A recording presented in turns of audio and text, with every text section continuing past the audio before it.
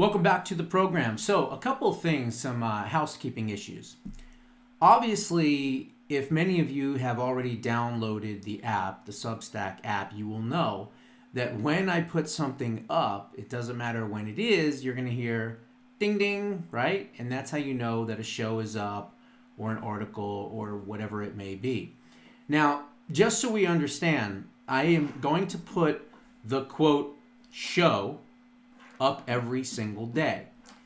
And I'm also going to put other videos, other articles, and things like that. So like I said, it's going to be a little bit more activity, and it's going to be definitely a lot more interaction. And I will try to answer comments on everything because that's how I roll. But the other thing is that with these notifications, okay, do we really want these notifications going on in the middle of the night when you're trying to sleep? I don't think so, right? So I want to not mess anything up. I know a lot of you have told me that I'm part of your morning routine. God bless you for that. I really appreciate the fact that you start your day with your morning coffee with me. It makes me feel great. But I also don't want to, do anything to where if you have a routine in the morning and you expect that show in the morning with your coffee, well, I don't want to interrupt that. So I guess what I'm going to need to know from all of you is one of the things I can do with the Substack is I can schedule things. So in other words, I'm a late night person. I'm a night owl. I'm up all hours of the night. Why? I don't know. I just am. I sleep late. I'm not a morning person. What time is it? It's 1:52 a.m. and I'm now just getting ready to do tonight's show. So my question is, I don't want to bother you in the middle of the night with ding, ding, ding, oh, Josh put up a show, ding, ding, ding, that kind of thing. So I need to kind of figure something out. And I guess I'm going to need to figure out what time works best, let's say in the morning, so that you all can feel not only confident, but on a schedule that, hey, the show is going to be released at 6 a.m., right? But 6 a.m. is 3 a.m. my time. So technically, yeah, I could do it in a few hours from now. But 6 a.m. Eastern, different story. But like I said, I want to make sure that you get the show when you get the show. Or, well, I could just, put it up whenever I get a chance, and you'll get annoyed with a little beeping sound. I think you can actually turn it off too. But it's kind of a cool thing because it comes up instantly if you have the app. You don't even have to log in, just like April said. You don't have to log in. It's just, you hear ding, you just go to your app and boom, the show's right there in front of you. It starts automatically. You don't even have to hit play. It scrolls with the captions on it. You can be watching it. Let's say you're listening to something else and you want to watch the show and you can just read the screen. So there's a lot of really, really cool stuff. And quite frankly, in less than a week, I'm ranked number 43 already in U.S. politics category. So yesterday I was ranked 59th. I'm now 43. So thank you all for subscribing, for interacting, for doing everything, because we are going to blow this thing up. Let me tell you, when I say blow it up, I mean I am going to work my ass off for like the next 6 months, get as many subscribers, as many articles, as many shows as I can get done and put up. And I'm already starting to kind of see some of the fruits of the labor, but I'm really going to spend like the entire summer as if I was back in, 2014, 2013, just starting out and just, putting it everywhere and doing everything I can to kind of build it up again. Because again, this is going to be, probably the last time I reinvent myself and do all this again. So we'll see how it goes. But wanted to just kind of touch base with you like that. Let me know in the comments on the app, of course, what your thoughts are as far as should we set it up for a certain time in the morning, or should I just say, oh, well, I'm putting it up and you're going to get a ding, right? Whatever. So we'll figure that out later. The other thing was the signal garbage, right?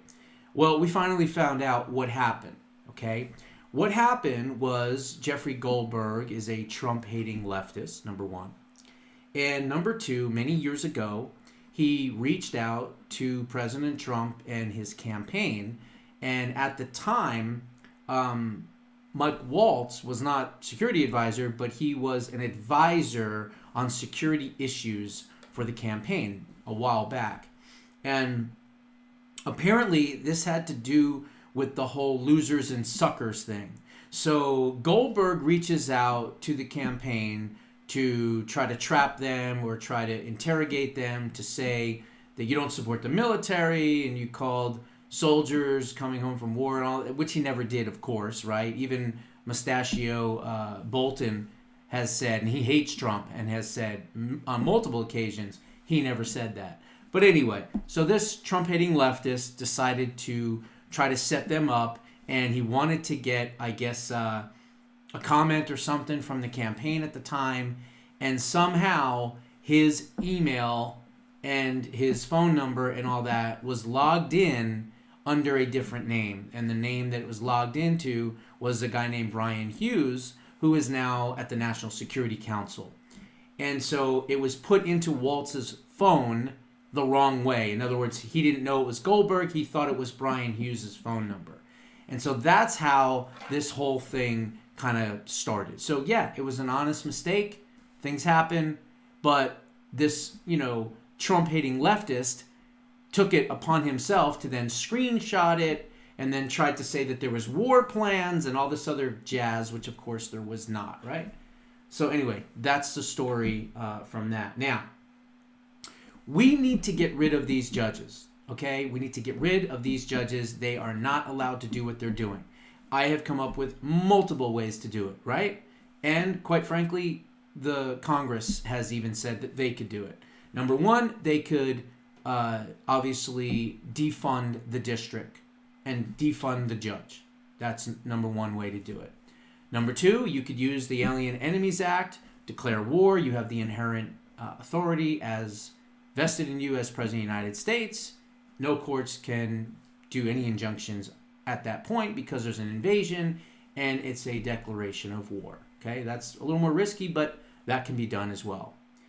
The third thing could be, and I hope it happens, would be that Pam Bondi announces publicly that there is a criminal investigation into Judge Boasberg for a multitude of things, not just, political activities, but his connections to bad organizations, to NGOs, to his daughter and some of the family members and what they've been doing. But also, he's trying to usurp the power of the presidency. So he's obstructing, he's interfering.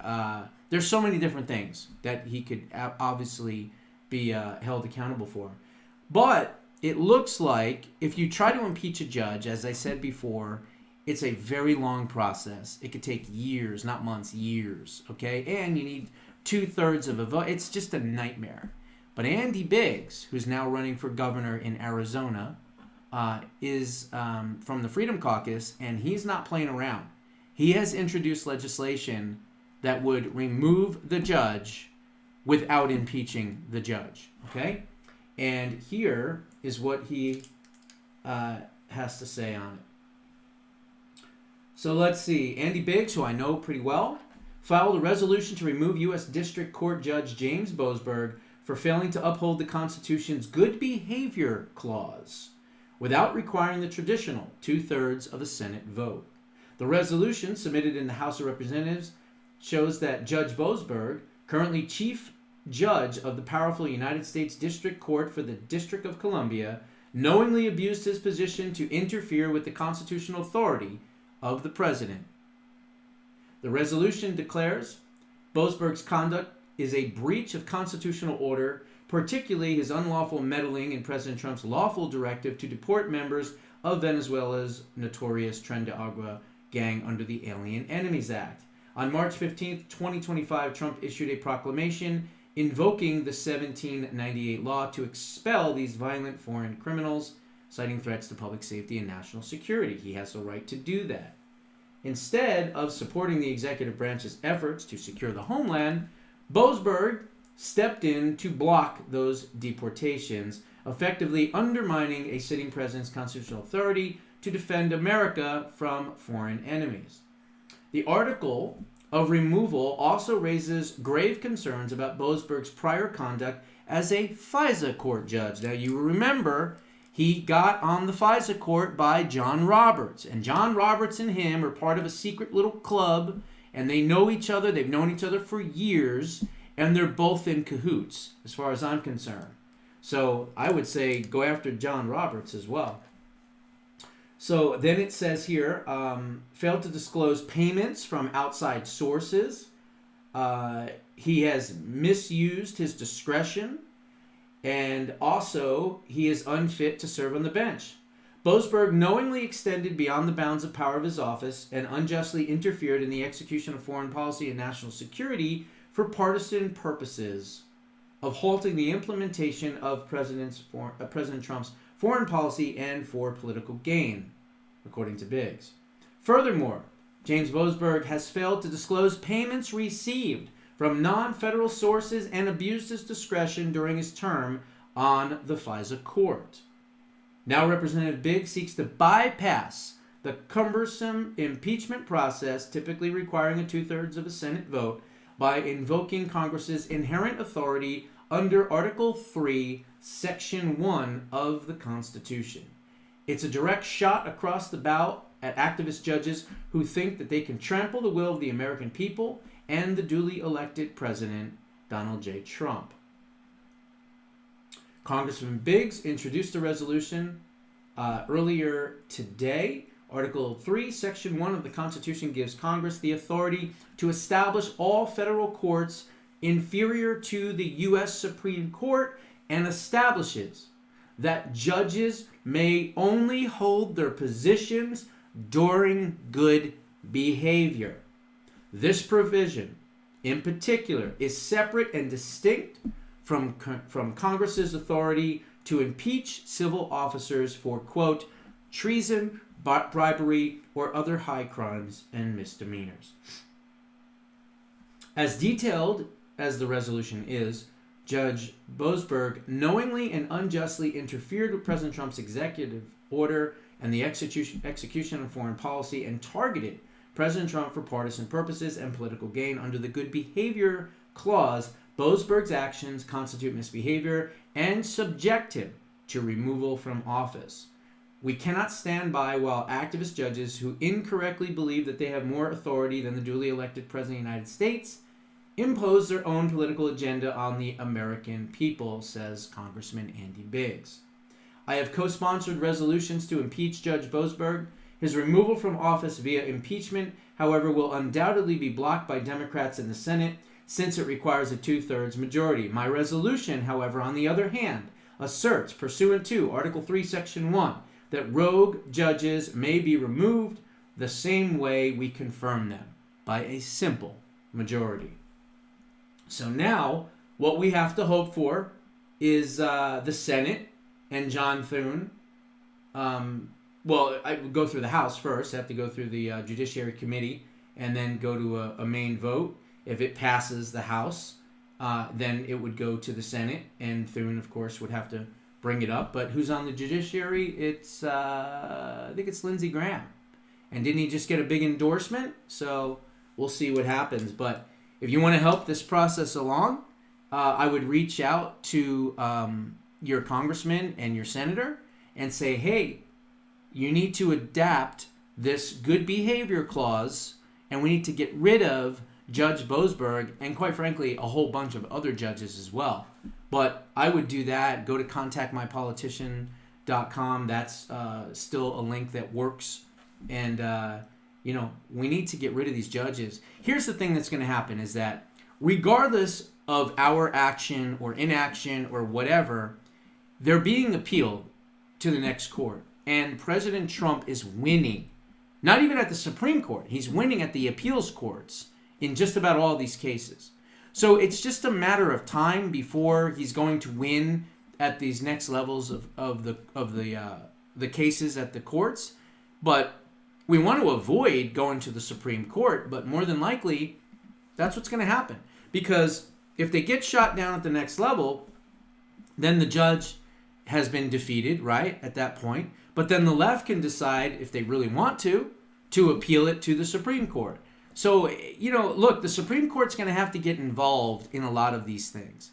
And the thing that sucks is that if we didn't have these radical extreme activist judges right now, President Trump would probably have his, directive set to Pam Bondi at the Attorney General's office to start investigating and arresting some of these other criminals.